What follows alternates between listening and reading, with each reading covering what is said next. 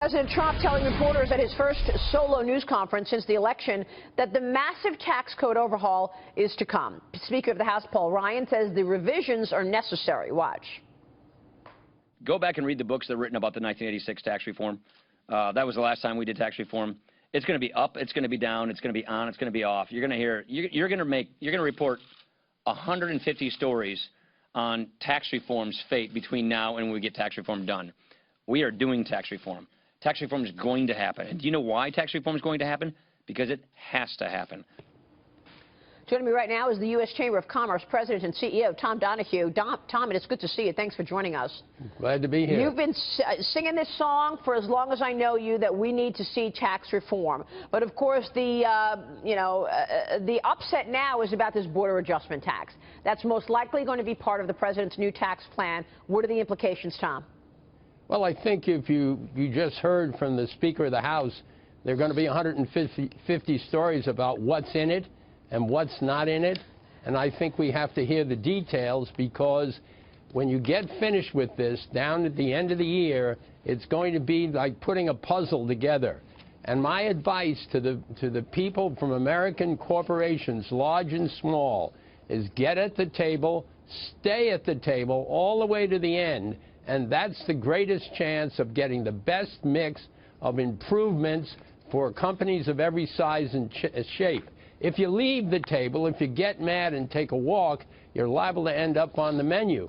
I believe it can happen. I believe there are going to be 4 or 5 different plans to start. But if we stay at the table, we'll get there, and it'll be a lot better than people think. So, you know, the Committee for a Responsible Federal Budget yesterday, Tom, came out with a report, 5 reasons to pay for tax reform. And that is why there is this debate about the border adjustment tax. They say it's going to raise $1 trillion over 10 years, and you can't just cut taxes without raising revenue. You say what?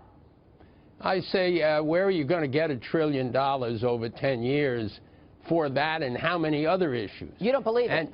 No. I also think it's important to take one quick minute and look at that ugly gorilla behind us, which are entitlement costs and interest on the debt.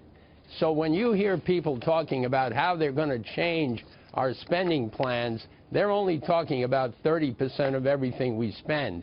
The other 70% is over there. If you do tax reform in the right way, you'll move towards economic growth.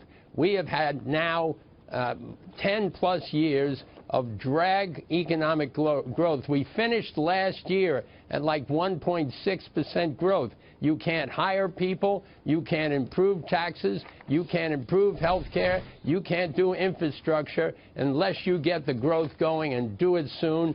Tax reform will help.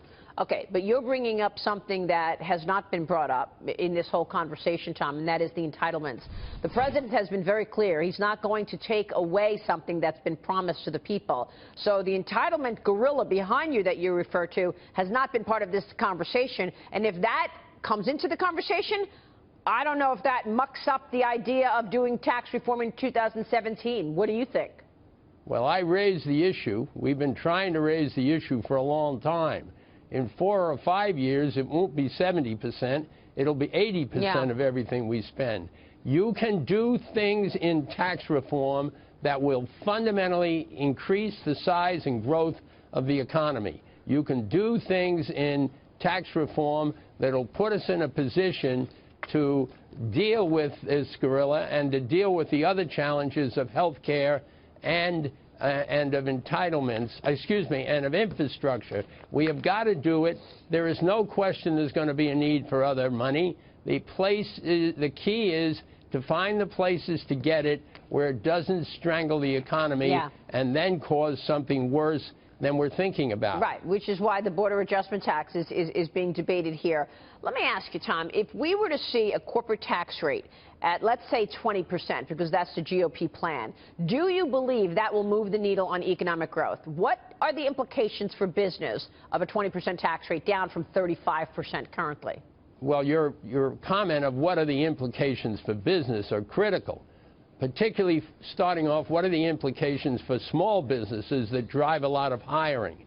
Then what are the implications for large companies, which can have a major part on investment? investment, along with the reduction of regulations, which this administration has started out very quickly on, is going to make a much, much more aggressive economic situation and a lot of growth. But right now, everybody's excited. They're looking at this change in regulation. They're hearing they may get a tax adjustment, an improvement. If we get that, we'll get a lot of economic growth. And I'd like to look at all these problems you and I are talking about with a 3.5%, 4% economic growth for a few years. There'll be a lot more solutions than there are now. What's more important in terms of the impact on business and economic growth? Is it taxes or is it the rollback in regulation, Tom? Because when you speak with businesses, they're as optimistic about getting the shackles off of them in terms of all of the regulations that have been put in place just in the last 3 years, by the way. They've been sitting on cash, unwilling to do new investment, create new jobs, because they don't know what's around the corner in terms of compliance and regulatory fees. Well, obviously, regulation is the quickest and easiest thing to do. And along with that, it appears we're going to do, for the first time in 70 years, is change the rules on how regulations are formed, how they're reviewed, and how it's made sure that they're for the benefit of the economy, not just for the benefit of somebody's idea of what they think is important. Yeah. To answer your question, they're both very important. It appears to me regulations moving quickly, tax reform is going to take a year. You do that, it'll sequence in a way. The more we do on regulation, the more courage we'll have on tax reform. Yeah, I mean, we had a guest on earlier, Keith Banks from Merrill Lynch and U.S. Trust, who said we're going to see double-digit earnings growth in 2017 without tax reform. But he thinks tax reform hits in 2018, which will increase earnings even that much more. Real quick on this question, because I want to move on to the veteran federal attorney, Alexander Acosta. But do you think tax reform happens in 17 or 18?